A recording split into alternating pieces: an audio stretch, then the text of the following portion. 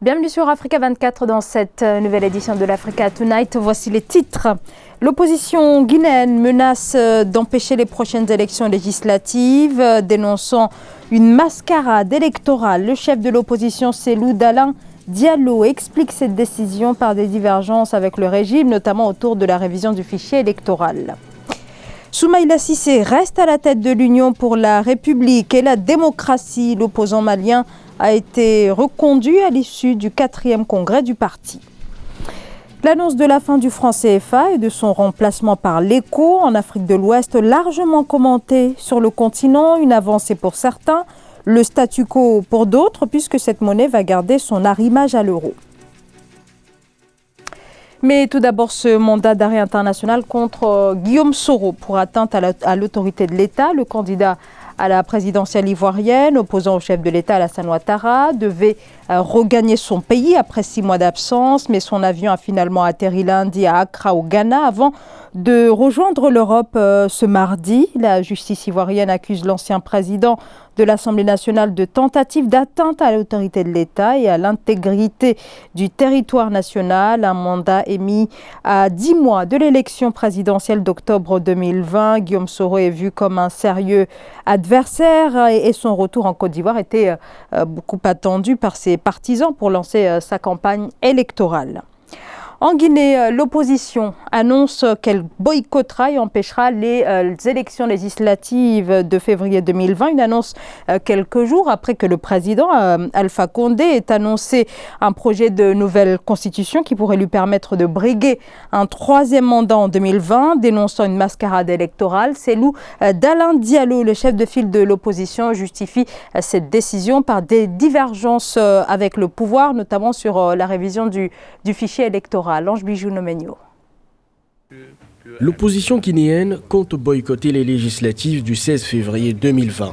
Elle prévoit même empêcher la tenue de ce scrutin si certaines conditions, comme le recensement électoral ou la modification du fichier, ne sont pas réunies. La classe politique opposante, dirigée par Cellou Dalein Diallo, dénonce ce qu'elle qualifie de mascarade électorale en cours de préparation. Nous avons décidé que nous ne pouvons pas participer et nous ne pouvons pas accepter qu'une élection basée sur ce fichier soit organisée parce qu'elle ne respectera pas la volonté de notre peuple qui a le droit de choisir ses députés.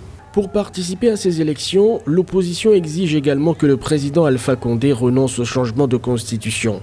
Cette nouvelle a d'ailleurs créé une vague de protestations réprimées par la police en novembre 2019.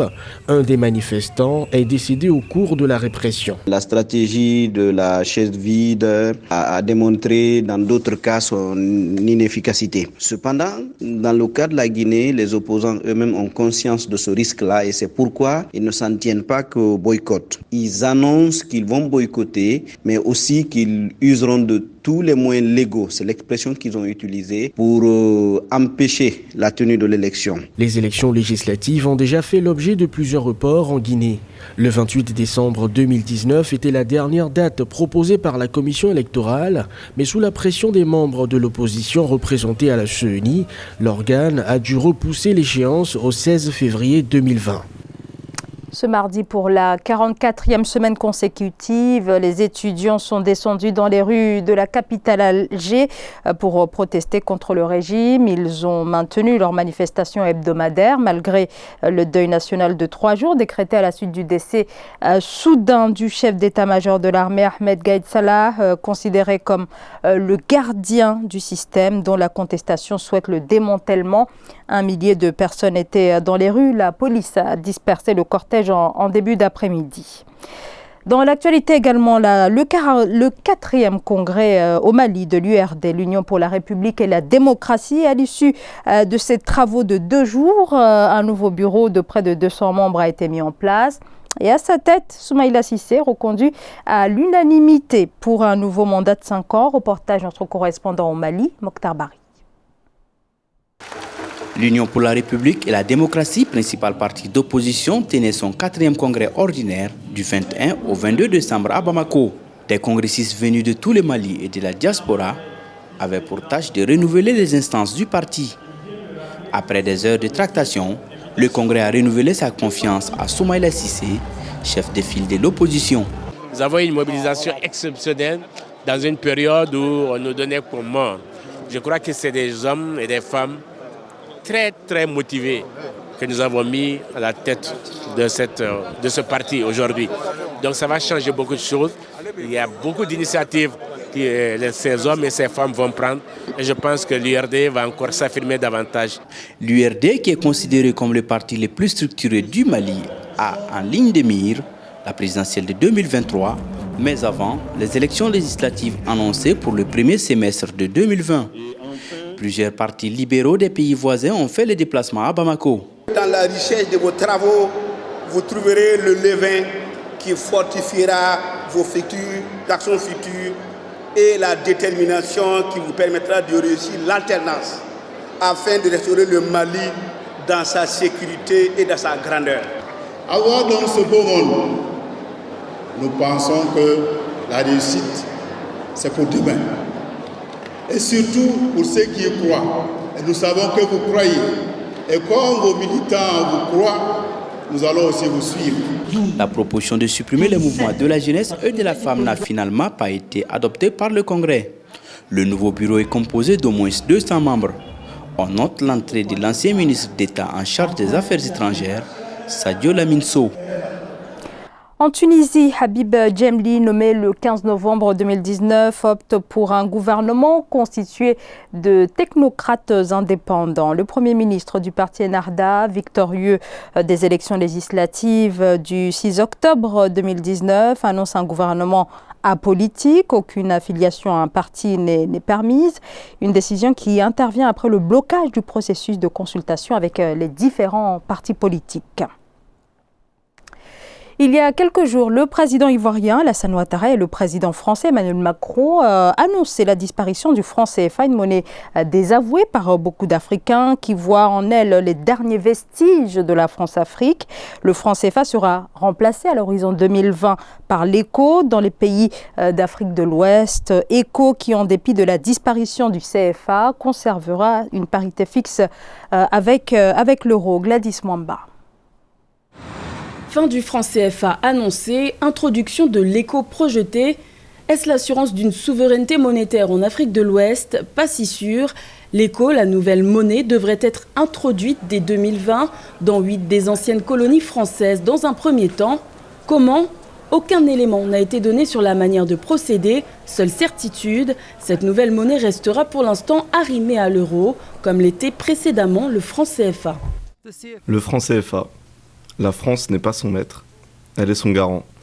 Qu'est-ce que cela signifie? Cela signifie que c'est d'abord le choix des États membres de la zone CFA. Personne ne force aucun État à en être membre. Un pas vers l'indépendance donc, mais le cordon ombilical est-il réellement coupé? La nouvelle monnaie devrait garder un taux de change fixe avec l'euro, une mesure de stabilité pour rassurer les opérateurs économiques et investisseurs internationaux. Néanmoins, aucune échéance n'a été donnée quant au rattachement de l'éco à d'autres paniers de devises et aucune collaboration avec d'autres partenaires économiques n'a été garantie, élément pourtant nécessaire pour parvenir à la flexibilité de la monnaie, gage d'indépendance totale. Parce qu'aujourd'hui, nous ne bénéficions pas de la flexibilité de l'économie mondiale, c'est comme si nous ne pouvions traiter commercialement qu'avec un seul pays, la France, et de manière subsidiaire, avec les pays européens. Cette parité nous pose donc problème. Tous les économistes sérieux ont fait des recherches et montré que le taux de change dont nous avons besoin ici dans la zone CFA est un taux de change flexible. L'éco pourrait concerner à terme 15 États de la région ouest africaine, soit un marché de 350 millions d'habitants, mais c'est surtout l'introduction du Nigeria qui représente 71% du PIB de la CEDEAO et du Ghana, deuxième économie ouest-africaine, qui pourrait être déterminante pour garantir le succès de ce projet de monnaie unique. Alors, cette annonce de la nouvelle monnaie a suscité des réactions contrastées sur le continent, une semi-révolution, c'est ce que pensent notamment de nombreux Sénégalais. À Dakar, où siège la BCEAO, beaucoup considèrent que l'éco n'est pas la rupture ou le grand bouleversement attendu. Reportage entre correspondants El Hadj Ndiaye. L'information fait la une d'une bonne partie des journaux sénégalais ce 23 décembre. La fin du franc CFA au profit de l'éco annoncé par le président ivoirien Alassane Ouattara en présence de son homologue français Emmanuel Macron à Abidjan est perçue par certains Sénégalais comme une déception. Ils s'attendaient à la fin totale du franc CFA et non à une réforme de cette monnaie coloniale. C'est vraiment de la comédie, parce que là, rien ne change. Les choses restent telles quelles. Tant que c'est la France qui nous dicte notre nouvelle monnaie, quelle que soit la monnaie que ce soit, on n'aura pas de souveraineté économique ni souveraineté financière. Rien n'a changé. Tout ce que le franc CFA avait, les devises du franc CFA sera frappé en France. La France continuera de nous suivre, continuera de nous donner tous les moyens nécessaires. Bon, rien n'a changé. Créé en 1945, le franc CFA est considéré par beaucoup d'observateurs comme un vestige du colonialisme. Ainsi, 8 pays sont concernés par la réforme, une étape préalable dans le projet de monnaie unique des 15 pays membres de la CEDEAO qui devrait naître en 2020. Les enjeux, c'est une plus grande maîtrise, si vous voulez, une plus grande maîtrise. On a dit que la France se retire de toutes les instances institutionnelles de gestion de la monnaie. Cela veut dire maintenant tout sera entre nous. Ce qui va rester, ce sont donc, si vous voulez, les mécanismes de solidarité entre nous. Si toutefois nous continuons d'avoir à peu près une cagnotte commune, justement des réserves. Pour cette nouvelle monnaie éco, l'institution panafricaine ne déposera plus la moitié de ses réserves de change à la Banque de France. Aussi, aucun représentant français ne siégera au sein des instances de la Banque centrale des États d'Afrique de l'Ouest. Enfin, la France va conserver son rôle de garant financier pour les 8 pays de l'UEMOA. Les installations de l'ONG Médecins sans frontières, mais aussi celles de l'Organisation mondiale de la santé et du centre de traitement d'Ebola de Biakato dans l'est de la République démocratique du Congo ont été attaquées dans la nuit du 2 au 3 décembre, entraînant le retrait des équipes médicales. L'insécurité a alors favorisé la propagation du virus et depuis quelques jours, les équipes médicales sont de retour et sous protection militaire. Gladys Mwamba. Reprise de la riposte contre Ebola sous haute surveillance militaire à Biakato, dans l'est de la République démocratique du Congo. 2 semaines après les attaques contre des centres de traitement d'Ebola en Ituri, les efforts visant à freiner la récente augmentation des cas de ce virus mortel ont été renforcés avec le détachement du personnel militaire dans les principales installations. Le gouvernement a renforcé d'abord l'effectif militaire. En personnel de sécurité, puisque avant il y avait juste quelques éléments qu'on voyait passer, mais ils n'étaient pas vraiment nombreux pour assurer la sécurité de tous les centres, de toutes les bases. Mais aujourd'hui, dès qu'il y a des attaques, on a renforcé la sécurité. On a vu des militaires venir de par-ci par-là et ils se sont installés ici chez nous à Biakato. 27 cas ont été confirmés dans les provinces du Nord Kivu et de l'Ituri au cours de la semaine qui a suivi les attaques menées dans la nuit du 2 au 3 décembre, contre une moyenne de 7 cas suspects détectés au cours des 3 dernières semaines, selon l'Organisation mondiale de la santé. Les responsables des ONG espèrent la mise en place d'une solution plus durable pour protéger le personnel de santé qui a pour mission d'enrayer cette épidémie. Oui, pour le moment, on peut dire que c'est vraiment rassurant.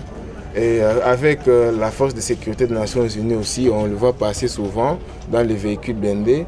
Et on pense qu'on ne peut plus être attaqué sans qu'ils ne puissent nous appuyer. Il y a 3 semaines, 2 centres de traitement d'Ebola ont été la cible d'attaques menées par des individus non identifiés. Au moins 4 personnes ont perdu la vie dans ces violences qui avaient engendré le retrait des équipes médicales de cette zone, favorisant ainsi la propagation de ce virus contagieux. Rappelons que l'épidémie d'Ebola a fait plus de 2000 pertes en vie humaine depuis août 2018, selon les derniers chiffres officiels.